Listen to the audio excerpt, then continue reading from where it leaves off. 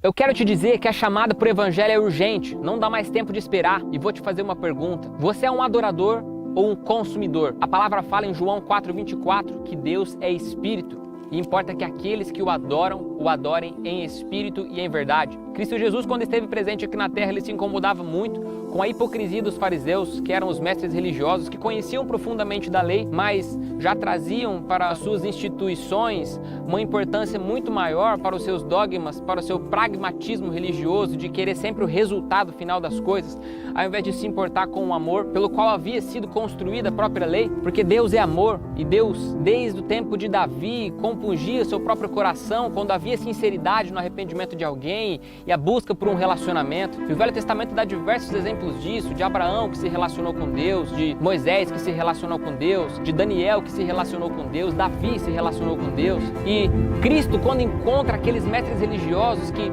simplesmente estavam preocupados com seus próprios interesses, com suas próprias vaidades, sem se importar com a seriedade do que era se envolver nas coisas de Deus e ser como intermediadores das pessoas para com Deus, como sacerdotes, e fizeram da obra de Deus negócios, negociavam com as pessoas aquilo que deveria ser imaculado, aquilo que deveria ser puro, aquilo que deveria ser obediência, aquilo que deveria ser temor, eram simplesmente negócios, e Cristo Jesus pregava muito fortemente contra isso. Lá em Mateus capítulo 23, em Lucas 11:12, você pode ver diversos trechos de Cristo pregando contra os fariseus e contra o fermento dos fariseus, que ele chamava de hipocrisia. A palavra hipocrisia, que circundava todos os seus comportamentos, os comportamentos daqueles sacerdotes que faziam o jejum e saíam nas ruas para que as pessoas vissem suas caras pálidas de jejum, querendo se mostrar. Então Cristo dizia para eles que o galardão deles eles já haviam recebido aqui na terra, simplesmente por se vangloriarem daquilo que eles pensavam que eram, quando o seu interior estava totalmente sujo, imundo, cheio de indignidade de se aproximar de Deus. E Cristo, já sabendo que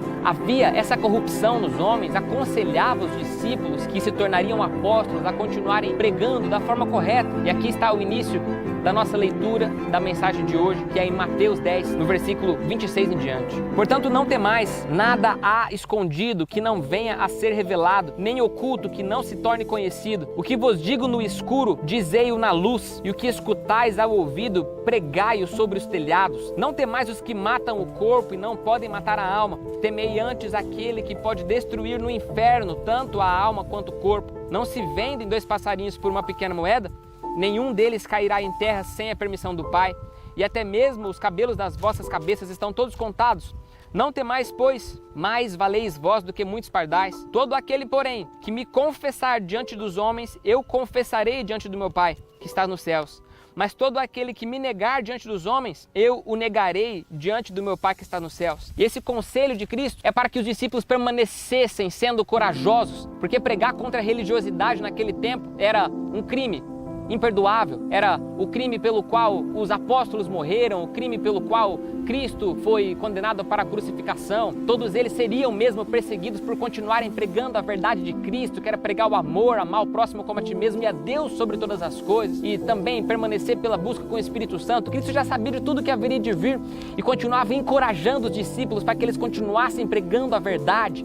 Mas a pergunta que eu te faço aqui nessa mensagem é: o que está acontecendo com a igreja de hoje? Será que essa hipocrisia representa você, presbítero, pastor, cooperador, ancião, bispo, apóstolo, seja lá a forma como você se chama hoje na condução da sua igreja?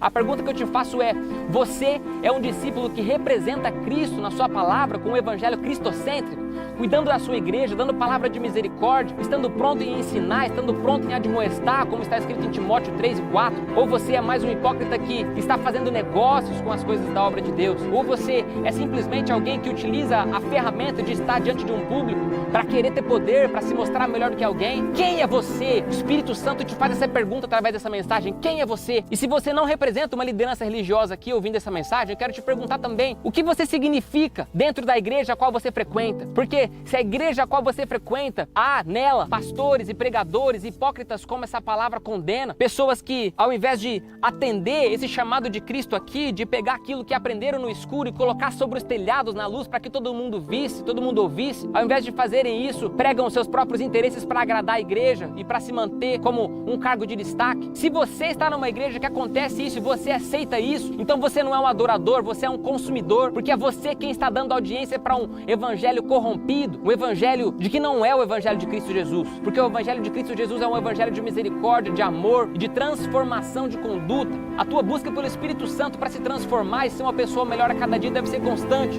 Você deve permanecer em arrependimento. E se você também é uma dessas pessoas que simplesmente aceita essas pregações corrompidas, ou se você é um pregador que prega as pregações corrompidas, essa palavra aqui do versículo 33 de Mateus 10 é para você. Mas todo aquele que me negar diante dos homens, eu o negarei também diante do meu Pai que está nos céus. Como você se vê perante essa mensagem? Um covarde? Porque se você se vê como um covarde, a palavra te diz assim: não temais os que matam o corpo e não podem matar a alma. Temei aquele que pode destruir no inferno tanto a alma quanto o corpo. Se você é um pregador corrompido, arrependa-se agora, porque quem está em jogo é sua alma. É tua salvação quem está em jogo. E cuidado no julgamento com as suas ovelhas. Ame, pegue aquelas ovelhas que estão machucadas, arranque os carrapichos dela, trata elas, ensina, leva o evangelho de verdade para essas pessoas, para elas se converterem, se arrependerem dos seus pecados.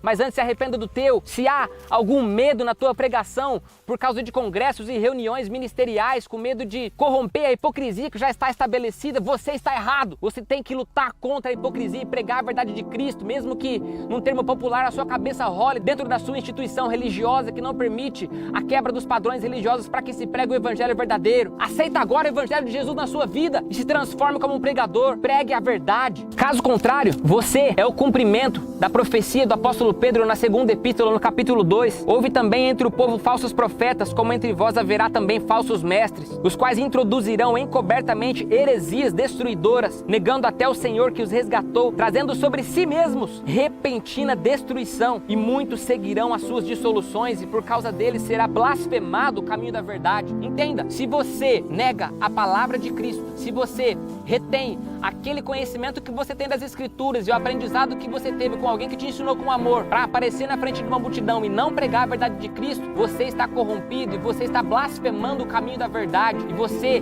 é essa pessoa que está negando Cristo diante dos homens, ao invés de pegar a luz que você aprendeu e colocar sobre o telhado para que todos vissem. Converta-se agora. Converte o teu coração agora. Converte o teu coração agora. Caia de joelhos agora, se arrependa. Se aproxime do Senhor para viver o evangelho verdadeiro de Cristo Jesus no teu coração.